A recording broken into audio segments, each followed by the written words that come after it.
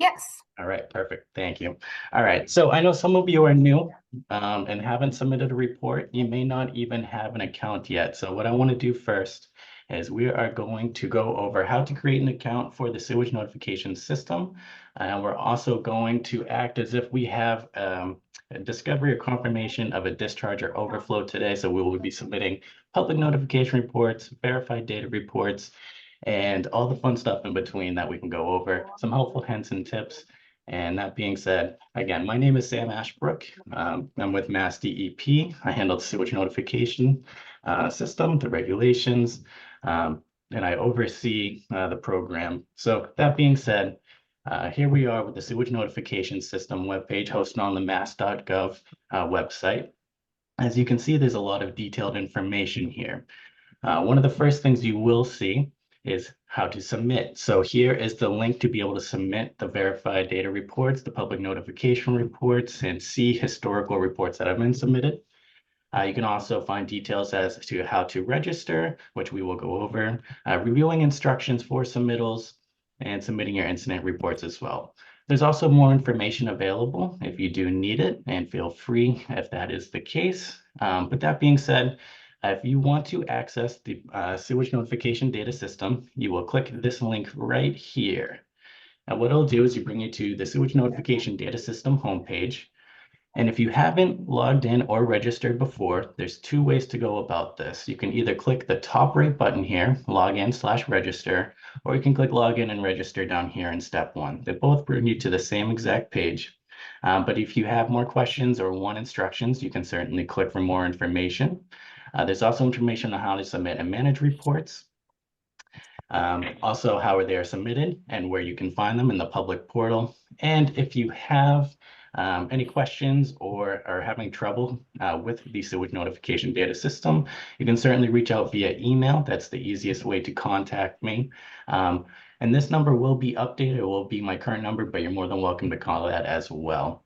And if you do have any questions or concerns or any issues, certainly include a screenshot if possible in your email when sending it to me. And if you can't do that, just detail as much information as possible. Either way, if you can detail as much information as possible, that would be great. It just helps us understand the issue and we can better resolve that for you. So that being said, if you're if you're registering for the first time, what you will do is click login and register. And I'll bring you to this page right here. And what you'll do is come to create an account under the cancel button, and it's going to ask you some questions. So what you would do is you would fill out all of this information here. So we have our username, and that will be specific to logging in. When you log in, you will be using your username and not your email address. Fill out your password, confirm your password, your email address, your first name, your last name, and your phone number. Now, once you hit sign up, it'll bring you to an activation screen or an activation code screen. And what you will do is input your username and the activation code that would be sent to your email. And then after that, your account will be registered, but you won't have access to submit a report. The reason for that is because of security settings. We don't want anybody just randomly being able to submit reports. So that way we have to confirm on our end that your account is actually the account that should be submitting these reports. And so that way, once that's confirmed, then you will actually have access to be able to submit the reports. And once you log in, this is exactly what you will see. You'll see this home screen, the sewage notification data system. And again, it looks just very similar, except there's no login information up in the top, but there is still down here. That being said, this is what it's going to look like. Now, if you are looking to submit a report, you're going to My Incidents. And this is where you see a list of incidents under the permittee that you are registered to. And as you can see, there are several here. This is a test. This is a test account. So that being said, some of these that you will see today aren't actually real. They're just made up. So that way we could test the system, make sure it's running correctly. But what we're going to do today is act as if there is a new discharge or overflow event. We're going to walk through the process of how to submit the public notification reports and the verified data reports. So that being said, what we're going to do is pretend that we just had a discharge event. And so the public advisory notice that should be sent out to the public has already been submitted. So now we need to go ahead and place a report into the sewage notification system. And to do so, what we're going to do is hit this new incident button. And what this will do is generate a brand new report that we have to fill out. And so here I'm using a test account. We're going to call it test 1. And this is very important, and you'll understand why in a couple of minutes. But like I said, we're going to submit a public notification report because this is the first report that you would submit into the data system. We're going to pretend that it happened yesterday, March 25th, and we'll say it happened at 9 o'clock in the morning on the dot. So this is when we discovered that there is a discharge event that occurred, and this is the exact time that it started. The reporting name was already submitted here. It's grayed out. You do not have to change that information. Next is the reporting type. So we're going to say that this is an ongoing event, which means the event is still currently ongoing. The discharge is still occurring. So we're going to submit that as an ongoing event. Next, we have the event type. There can be several, or there can be different event types. In this case, we're going to assume that it's just CSO untreated. So this is a CSO report. For the permitting name, we're going to pretend to be the city of Haverhill today. And next, we have several different outfalls to choose from. We're going to say that the discharge started occurring in outfall 13. Now, when I click that, all the other information here is grayed out, and that's because you do not have to add any of this information. It's already been pre-populated for you. And so if that's the case, you can just continue on. You'll also notice that these boxes down here, the volume in gallons of event, the rainfall data in inches, the duration of event hours, and the duration of event minutes, they're all grayed out. This is all information right here that you will need for filling out the verified data report. But because this is an ongoing event, we don't have that information. We don't know the full event hours or minutes. We don't know the volume in gallons of the event, and we also don't know the rainfall data if applicable, right? So again, this is an ongoing event. So we're just going to go to the next page. Here on the next page, you'll see public advisory questions. Now, this is going to be this is going to look a little bit different than it currently does. And the reason is because we've switched the public advisory questions to be mandatory for verified data reports and not public notification reports. And so this will save a little bit of time, and you'll get a better understanding of filling out the reports, why these need to be filled out in that fashion. Again, you can have several different public notification reports, but you only need one verified data report for this discharge event. And so if we go through it, again, it's not information that we need at this time. So we'll get to this in just a minute. But if you do have any additional information that you would like to submit, you're certainly more than welcome to do so right here under additional information, and it says it's optional. So if we continue on, we're going to hit the next button. And this is where you're going to drag your supporting documents. And this is typically a copy of your public advisory notification. And again, what we would do is you would just create a PDF file of it. And then all you have to do is hit Browse File, go and submit that right there, hit OK, and you'll see it right down here. And this is how you know it is actually approved and accepted. And right here, we see that it is. It's 0.03 megabytes. And so what we would do is we can hit the next button to continue on, because that's all we need on this supporting documents page. So now here we are. We can see the review and submit incident page. So this is all the information that we just filled out, right? So this is the public notification report that occurred on March 25th, 2024, 9 o'clock a.m. The ongoing, the report type is initial ongoing. It's a CSO untreated. I can see it's a city of Haverhill, the correct outfall. So this is where you're going to verify all of that information to make sure that it's correct. I can also scroll down. I can see that I didn't answer these because I didn't have to. Again, this is a public notification report, and it's only required in the verified data report. I can see that I have submitted my supporting document here. And all I would have to do is hit the submit button, and that would generate the public notification report. But I'm not going to do that today. What we're going to do is actually save this for later because this is a really fun feature that will be coming up in this release. So if we hit save for later,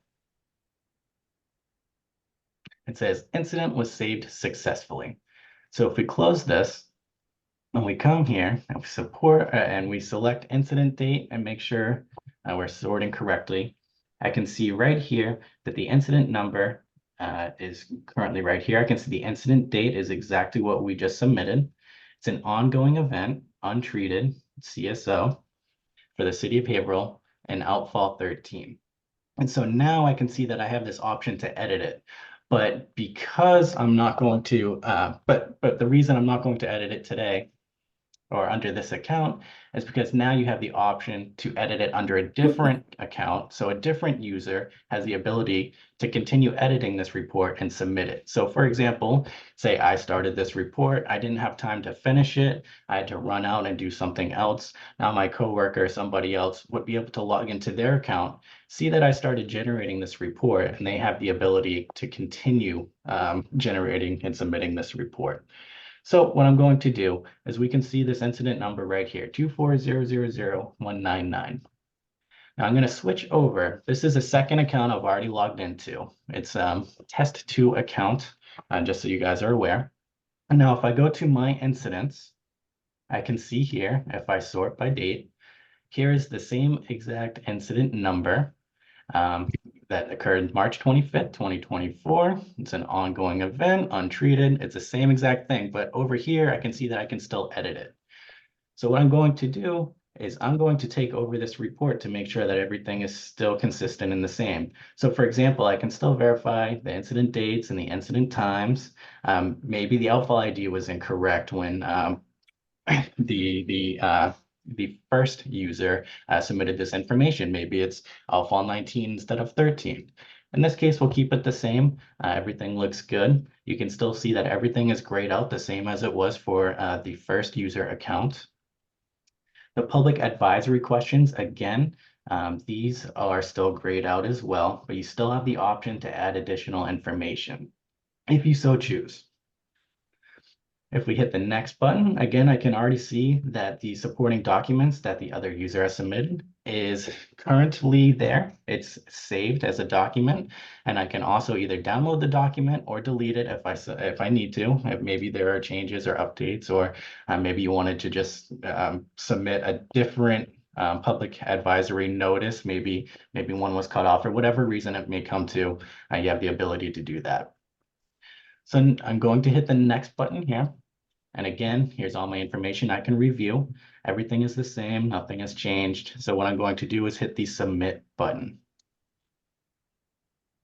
It's going to ask to review your incident information, which we did. And we're going to hit submit. And then what we will notice is as we come back and sort by incident date, again, we should see this right here. It is actually submitted, right? So all of this information is the same, except now the actions look different. Instead of edit, I can see manage, or I can add a verified data report, which is also different for this current update. What we're going to do in this instant is we're going to assume that the event is still ongoing. So we need to jump in real quick. I'm sorry, Nicole. I just want to jump in real quick. I want to clarify, the only people who can see or edit reports that you have submitted or started are people who are also assigned to the same permittee. Exactly. Yeah, thank you for the clarification. So you wouldn't be able to see other permittees, for example. You're only going to be able to see what you are assigned to.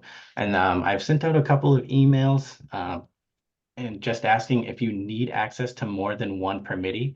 And if that's the case and you do, certainly just reach out to me and I can make sure that you have access to more than one permittee, however many that you need. And it's not limited to just one. You can have access to 3 or 5 or however many that you so need. But that being said, all of those users will have access to the same information under that permittee that you have access to.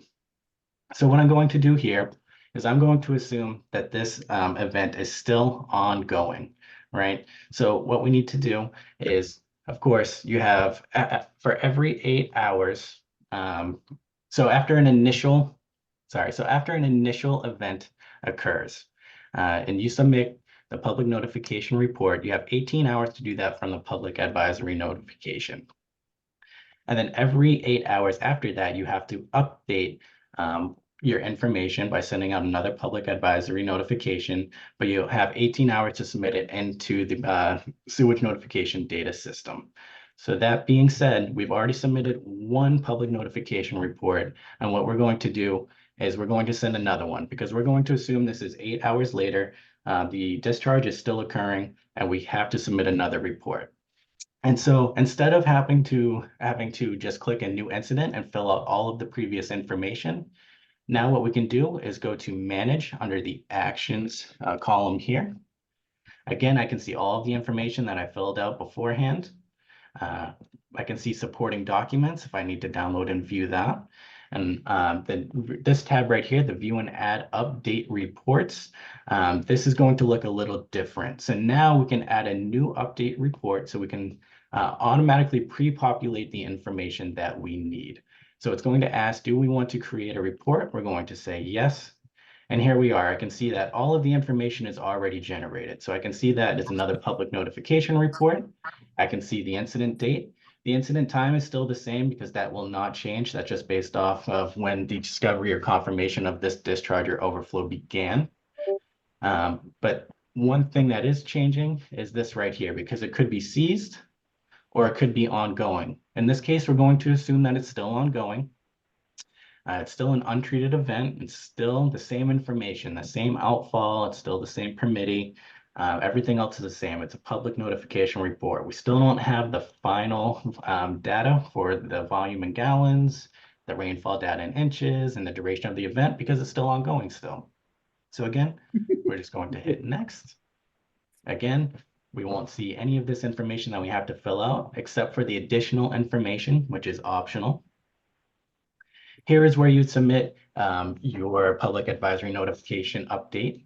So again, we're just going to use the same document, but again, you would be able to see it here, see that it's 0.03 megabytes or whatever file size that it comes to, but you have the action to delete if you if you need to.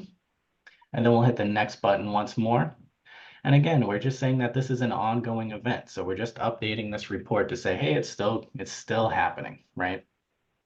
And so because of that, what we'll do is scroll down and we have to hit the submit button once more. So once I do that, it was created successfully. We're going to sort by incident date to see the most recent reports. And I can see here that the incident number has changed slightly. So the big change is from 240000199, and now it has a -1 to say that, hey, there was an update to the report. So we can check that out, see what's happening, right?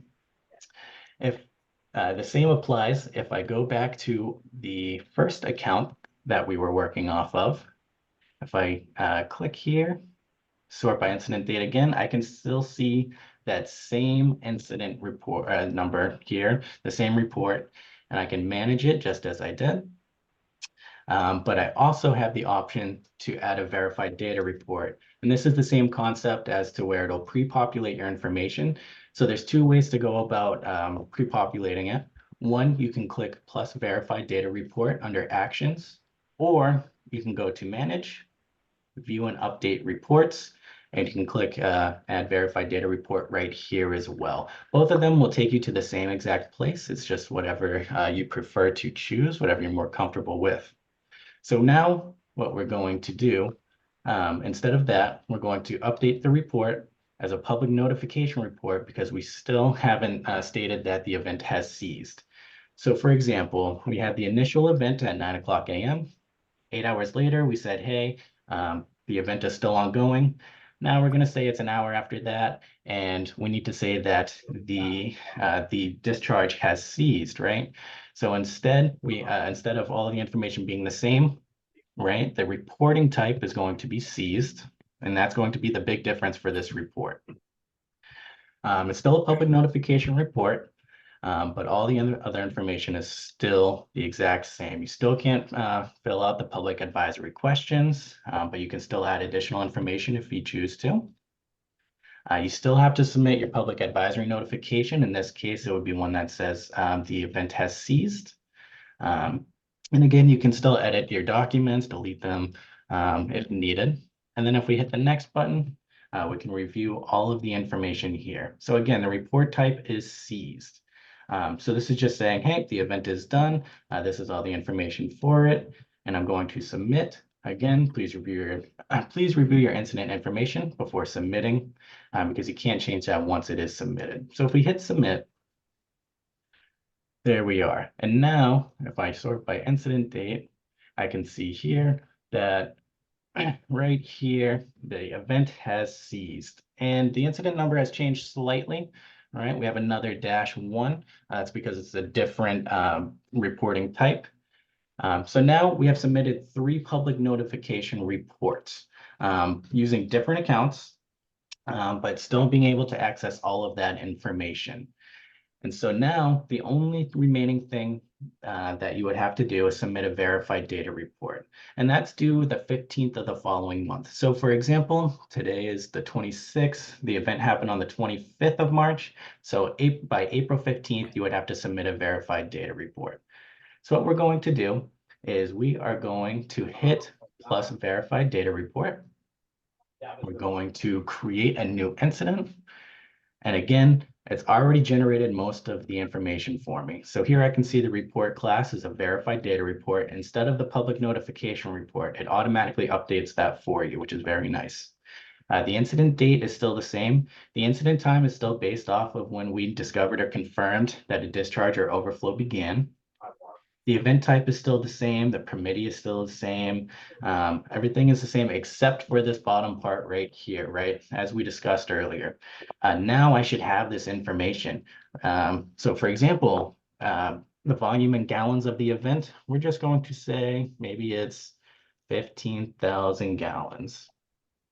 The rainfall data in inches, if applicable, say we got 3 inches. Next, the duration of the event. Well, we said lasted roughly 9 hours. So if we put 9 in there for the hours, we can put 0 minutes in there as well. And again, this information is already there and easily viewable. But now this is different, the public advisory questions. So now we have to answer these, right? So did the permittee issue the public advisory notification within 2 hours of discovery of the discharge or overflow, or in an alternate time frame approved by MassDEP? In this case, we're going to say, yes, we did. We got gold stars today, and we followed everything to the T, right? So was the public advisory notification posted to the permittee's website, along with information about any treatment of the discharge or overflow, and information about closure or advisory status of water resources in accordance with the regulations? We're going to say, yes, we did that as well. Was the public advisory notification issued by text or email to all entities required by 314 CMR 16044, including state, local, and federal agencies, news organizations, and subscribers? Again, we'll say yes. Did the public advisory notification include all information required by 314 CMR 1604110? Yes. Again, if you need to review the regulations, certainly do so, but all of these should already be in place for you. Did the permittee provide access to translations of the public advisory notice as required? We're going to say yes as well. Did the permittee issue the public advisory notification update 8 hours after the initial public advisory notification? Yes, we did, right? We said we submitted this 8 hours afterwards. The second public notification report, and the third one we submitted an hour afterwards, right? So again, we followed that to the T. For discharges and overflows exceeding 8 hours, did the permittee issue additional public advisory notifications, updates every 8 hours, and issue a public advisory notification within 2 hours after the discharge or overflow ceased? Yes, we did. We just went over that. And if you answered no, just explain why you weren't able to accommodate any of these questions. And if not, then that's okay. You can still have the option to add additional information if you so choose. Again, this is where we would add the public advisory notification saying, or just the overview of the event itself. And again, we can see that it's under the supporting documents here. So we'll hit next. And again, all the information is here available for review. You still have the option to save for later if you choose to, and you can have another user finish the report for you. But otherwise, we're going to hit the submit button. All right, incident was submitted successfully. That's great. And now if I'm looking here, if I'm looking through it, I can see, although the incident number is different, all the information is here, right? So it has a different incident number, but I can still manage it. I can still see all of the information that I just submitted. And there it is. So now we have submitted 3 public notification reports and 1 verified data report for 1 event. And that's the start to finish of it. And that being said, from here, you have some other options, which is very cool as well. So, for example, say I needed to look back and review a historical event that happened, but I don't know the incident number. I don't know the report type or report class. All I know is it happened maybe from March 1st to March 20, we'll do March 25th. And maybe that's all the information that we know. So we're going to search. I'm trying to find an old report. Well, now I have the ability to do so because of this, right? So I can go through, I can sort by incident date. I can see the most recent ones that I just submitted. I can see older ones. And if you are associated with more than one municipality, you can certainly choose that specifically. For example, if I do Haverhill and search, only the reports for Haverhill will show up here. But the search feature is very convenient. It's extremely helpful, especially when you are running through this list of my incidents and you have a bunch of different events that have occurred and you're trying to find a specific one. Well, this will hopefully help you filter that out and find some more information. But you can fill out as much as you need to, right? It doesn't have to be just the incident dates.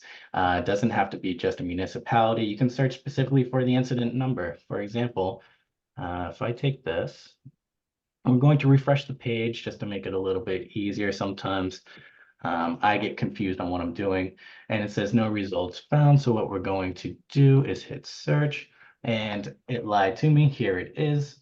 24000-199-1. I can see that it's a public notification report that is ongoing that we just submitted, right?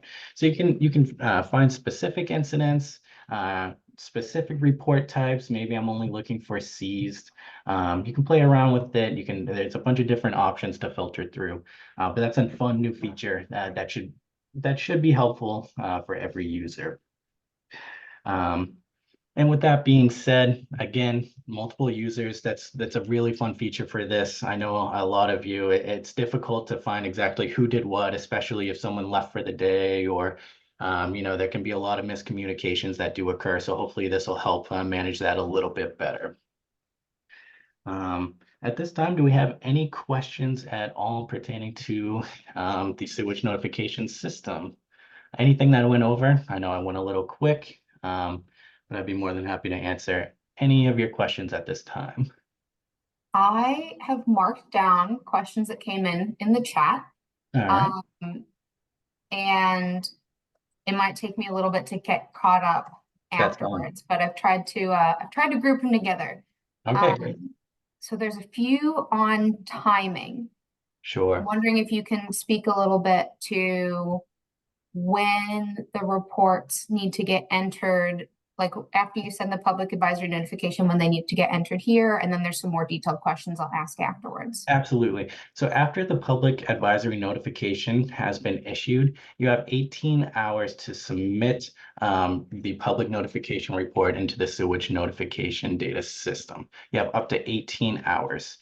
And that's based off of every public advisory notification. So for example, we said that the first discharge event occurred at 9:00 a.m. Right, so you have 18 hours from 9:00 a.m. on March 25th to file that public notification report. Now, the second public notification report that we submitted that was ongoing, that's 8 hours later because you have to update a public notification, your public advisory notifications every 8 hours.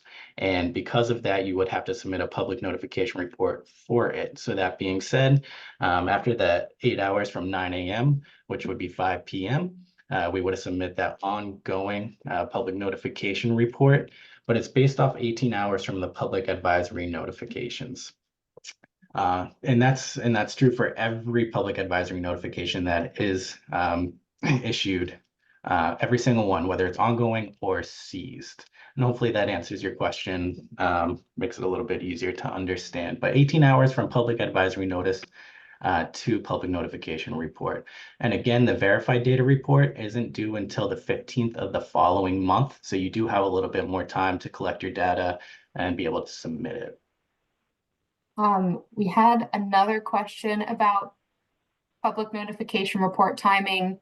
The one thing about the public notification report, Sam said that they're required 18 hours after you send out the public advisory notification. If by the time you're submitting the public notification report and you've sent out an advisory notification that says ongoing and one that says ceased, you can just submit one ceased public notification report into the data system. If the timing works out that you can combine your public advisory notification emails into one report, that's fine. We had another question about the required time for posting to the website once an initial notification is sent out. I'm not sure if that meant this website or the permittees website, but could you comment on those two? Sure, absolutely. So for the permittees website, you have until the next business day to submit that to the website, just that public information. And then for the public notification report, excuse me, you have again 18 hours to submit it into the data system after the public advisory notification was issued.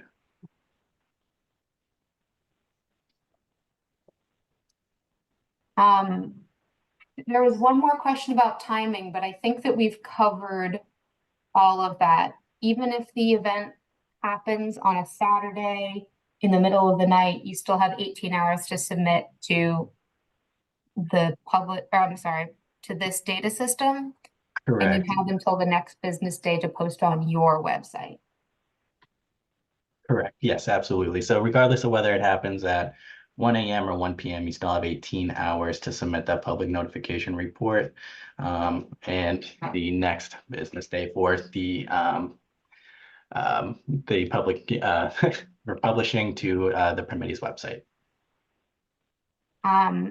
Thank you. A question just came in about the 2-hour deadline.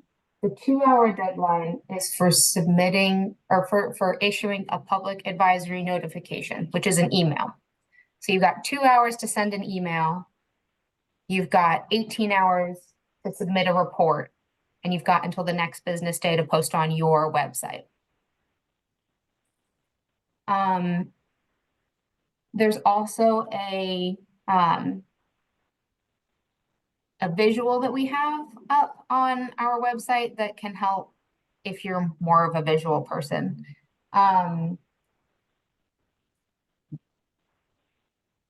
Someone asked if basically asked about different event types. If it's what changes if you're reporting an SSO discharge or a partially treated discharge versus a CSO discharge. Oh, sure, absolutely. So why don't we go ahead and start filling out an SSO discharge? I think that would be slightly helpful to do. It is a tiny bit different, but that being said, there's not a lot of drastic changes. So what we're going to do is hit my incidents here. We're going to create a new incident, but we're going to pretend that we are submitting for an SSO event. So I'm going to change this slightly. I'm going to say it's today's date. The incident time was 10 a.m. this morning. We can still say, or in this case, we can say it's seized. The event type will say it is an SSO. We're going to say a discharge through a wastewater outfall. So now this is a slightly different. For the permittee class, it's going to be non-CSO because it's a non-CSO event. Let me see if I have. Give me one moment. So I don't have any assigned to this specific um, this account, but what I would say is what you would need to change is the permitting name here. Um, you won't have an outfall ID because you won't have an outfall that it discharged out of. Municipality, this is something that you will have to fill out. So for example, if this occurred in Andover, which I don't believe I have here, then for example, the municipality would be Andover. The location, you would fill out that information describing where the location is, and you have the option to include the latitude and longitude. It's optional, you don't have to, but it's certainly helpful for us. And if you have any water body descriptions as well, then certainly place that and be, descriptive as possible. That being said, all the information beyond that is going to be the exact same. So really the big changes are the permitting name, the municipality, the location, and the water body and description. So these pieces of information is what will have to be filled out. Beyond that, everything else is still similar. You're still going to have the public advisory questions. You still have to submit supporting documents and just submit it as if you were submitting a CSO event like we just did. That's a great question. We talked a lot about the timeline. And I mentioned that there's a visual. I'm going to send that in the chat as well as a flow chart to determine what events are reportable. We got about reportable events. We got a question in saying, if a sewer overflow that does not make it into the waterways of the United States, does a notification need to be submitted? And it did not make its way to waters of the Commonwealth, correct? Yes. Correct. Nope, then it would not have to be submitted. And then similarly, what about a surcharged manhole that makes its way to a storm drain that eventually might discharge into waterways? Can you say that one more time? I apologize. If there's a surcharged manhole that Mhm. makes it into a storm drain that eventually discharges into a waterway, is that reportable under these regulations? Ooh, that's a great question. Nicole, would you be able to answer that one for me? Yes, if it eventually makes its way into the water, like into surface water, then it is reportable. There's a very specific question in one of our Q&A documents. It's available online that addresses it. Absolutely. Now it's just about to pull that up. Give me one moment. So again, the events requiring notification under 314 TMR 1603 are going to be any of the following here. So any combined sewer overflow, any discharge of partially treated wastewater, including blended wastewater, any sanitary sewer overflow that discharges through a wastewater outfall, either directly or indirectly to a surface water of the Commonwealth, any SSO or sanitary sewer overflow that flows into a surface water of the Commonwealth and is the result of the sanitary sewer system surcharging under high flow conditions when peak flows cannot be conveyed to a POTW or publicly owned treatment works due to capacity constraints, and any SSO that flows into a surface water of the Commonwealth and is a result of a failure of a wastewater pump station or associated force main designed to convey peak flows of 1 million gallons per day or greater. So it would fall under these categories right here. We said that it is to high flow conditions. So in this case, if it did make its way to waters of the Commonwealth, it would have to be submitted. Reported, my apologies. Yeah, there are a few other questions about specific things, whether they would be reportable or wouldn't be reportable. Sure. The the common thread is that if it doesn't make its way to a surface water body, these regulations in particular don't apply. And if you look at that flow chart, the very first question that's in the flow chart is, did the discharge or overflow end up in surface water? essentially. And that should be a really easy way to determine the answer to some of these more specific questions. Absolutely. Yeah. So if you're ever questioning whether you do need to report or not, again, this flow chart is extremely helpful. And as Nicole said, in this event, or in this instance, did the event discharge into a surface water of the Commonwealth, either directly or indirectly? If it did not, then it's not applicable. If it did, if the answer is yes, then you have to follow the flow chart, right? Did the event discharge through a CSO outfall? If it was yes, then you follow the same guidelines, right? If it's no, then you continue down the flow chart and you start viewing exactly what your condition may be or your event may be. Did the event discharge through a wastewater outfall? Yes. Okay, there's more questions that follow. And if not, then we continue down the flow chart. Did the event occur because of the failure of a pump station or associated force main? Yes. Okay, then you continue on. If not, then you keep going down the flow chart. Did the event occur because of a sewer system surcharging? No, not applicable. Yes. Did the surcharge occur due to capacity constraints under high flow conditions? No, not applicable. Yes, then it is reportable. I highly recommend this flowchart. It's one that I often refer to regularly. And that being said, it's one that's just continuous. It's extremely helpful. But in the event that you do not, if you're still not sure, certainly reach out. We'll be happy to help you.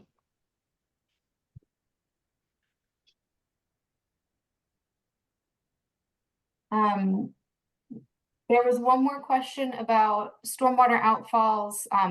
So under the umbrella of reportable events, stormwater outfalls connected to a wetland resource area that is not surface water. Does this still trigger reporting?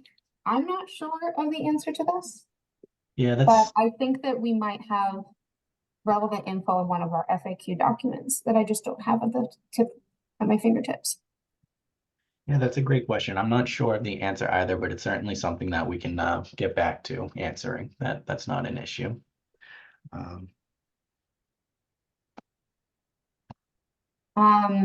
Okay, exiting the realm of reportable events. If you are creating a verified data report based on a public notification report, so if you're using that new button that Sam just showed, can the incident time be changed in the verified data report? So for example, if afterwards you analyze your data and you know that you learn that the start time isn't quite right, that you put in your public notification report. Yes, that is editable. The incident date and time is still editable. Again, if we go back and we view here, if let's go to, for example, create verified data report off of this incident number here. Again, you still have the option to change the incident date and incident time. Again, the verified data report is an overview of the entire discharge event from beginning to end. So if we determine that the incident time was actually maybe 10 or maybe it's 9:45, sorry, technical error, 9:45, you have the option to change that as well. It's not grayed out, you still have access to it. But yes, that is changeable. Awesome.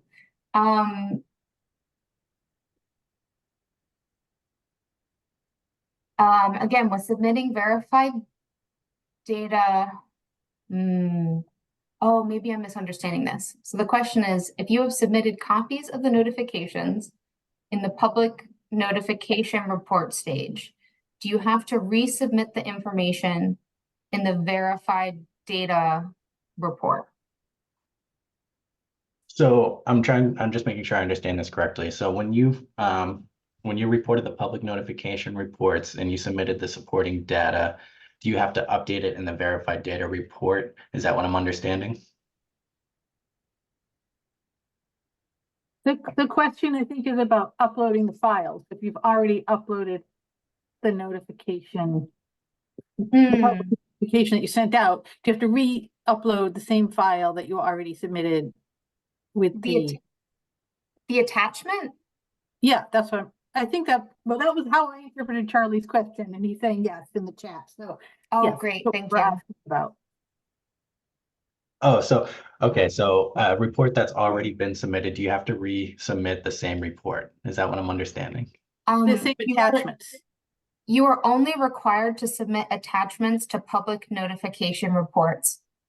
You're not required to submit attachments to verified data reports. So the Oh. requirement is for a public notification report, you need to attach a copy of that email that you sent out, the advisory email, but you don't have that requirement for verified data reports. You have the option to attach things, but you don't have a requirement. No, but I see. it kept being attached and attached. I'm like, wait, do you have to keep attaching this thing every single time? No, just to public Just to- notification reports. Okay. Okay, thanks.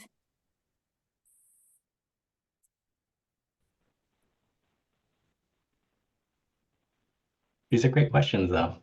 Yeah, thank you, everybody, for your questions. What happens in the public advisory notification questions?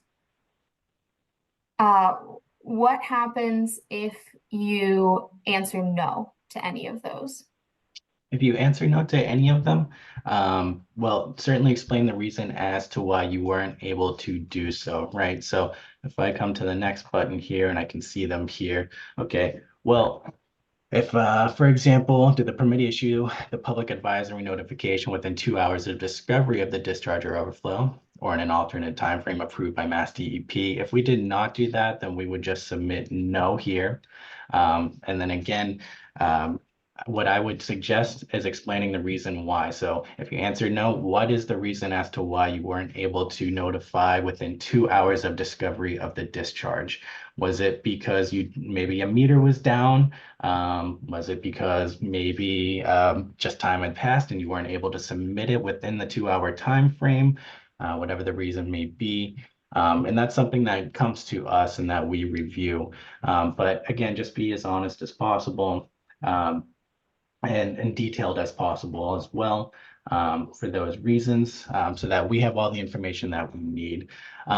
Again, it depends on the situation here, certainly, right? If you have meters that are down and you weren't aware of a discharge event, again, that's just something that we want to know. So with that being said, again, just be detailed as possible when you're filling it out. It's, in a real world or in a perfect world, they could all be yes, but certain circumstances happen where it can't always be yes, right? So again, just fill out as much detailed information as possible, and again, Oh, I was just wondering if you could scroll back down to that Oh, yeah. field. So this second to last field, if you answer no to any of the questions, you have to enter something in there. Otherwise, the system won't let you submit. Right. Good catch, Nicole. Thank you.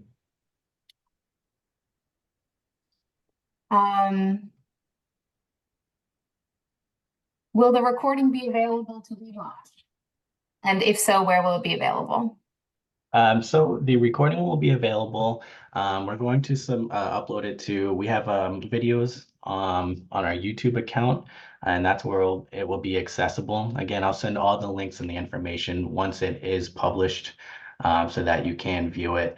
But you'll have access to that just under the Sewage Notification System web page hosted by mass.gov.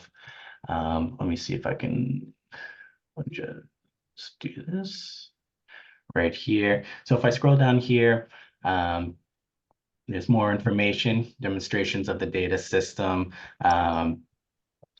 And this is our YouTube link. Likely it will be right here where you can click on it. But again, I'll have all the information available to you via email once it is published. I'll send it out the same way I've been sending all of the previous emails out. So that should be probably posted, I would hope, within the next week or two. But again, it will be available on the Sewage Notification System mass.gov webpage.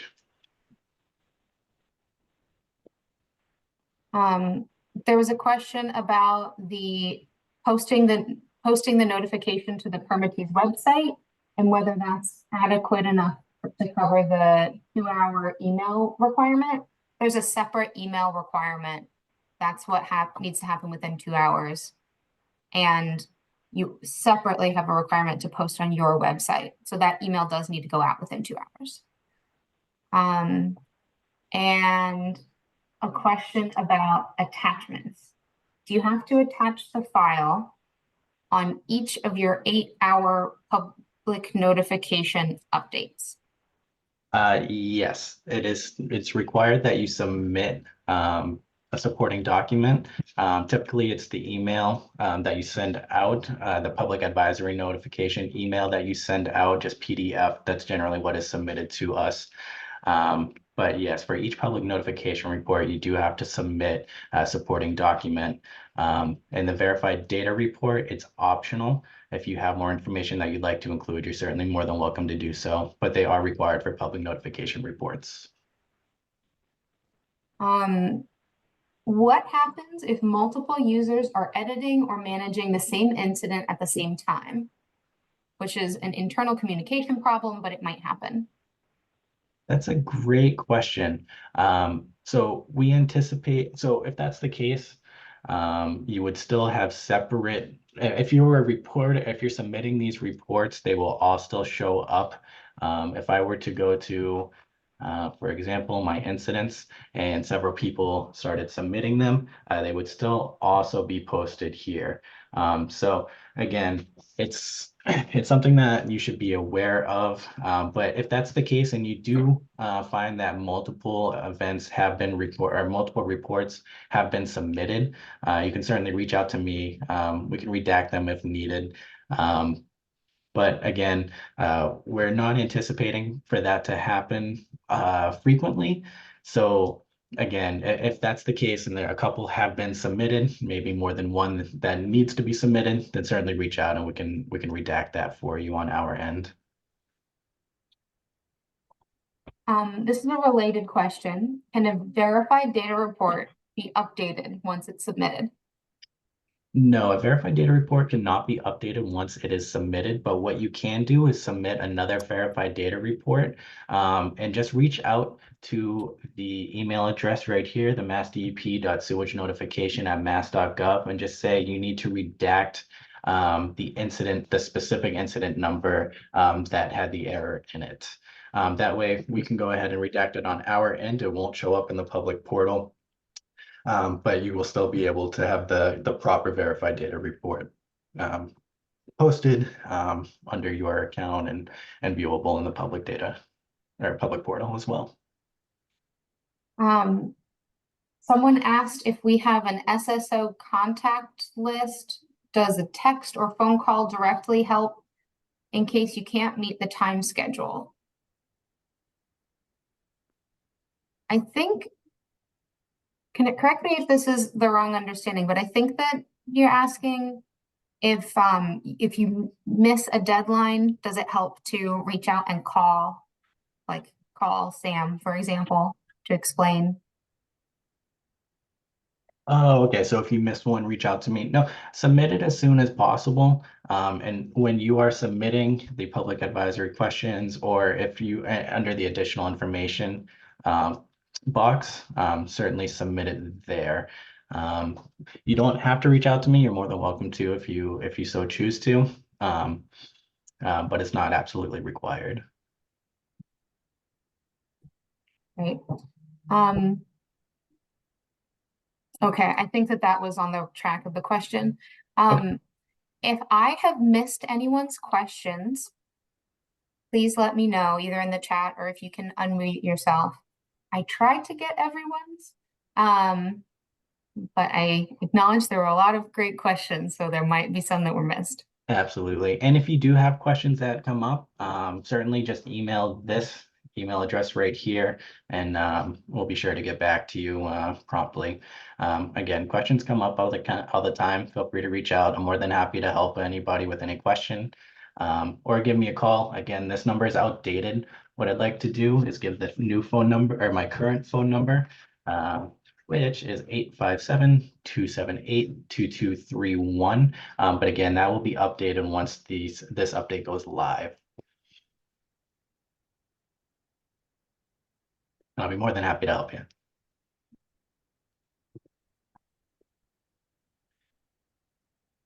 I'm not hearing any other questions at this time, unless one came up before.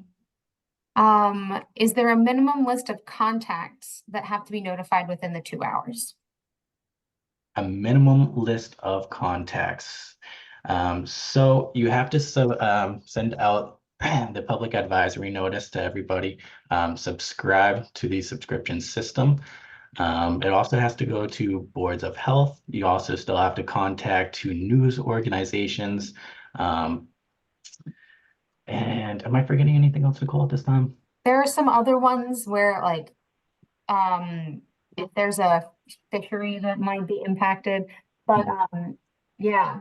So that list is in the regulations and it also should have been part of your CSO or SSO public notification plan. As part of those plans, you should have identified who needs to get those because it varies. Like some of the things vary by permittee based on where you're discharging to.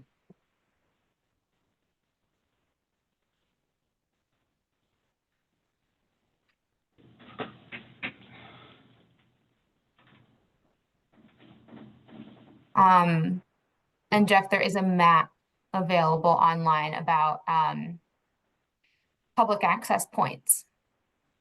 That should be helpful.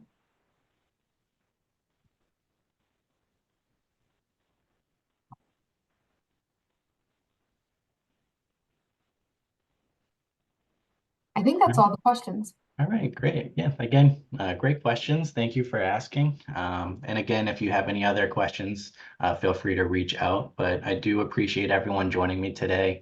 I think this update is going to be extremely helpful for all of you. And again, it should just make life a little bit easier.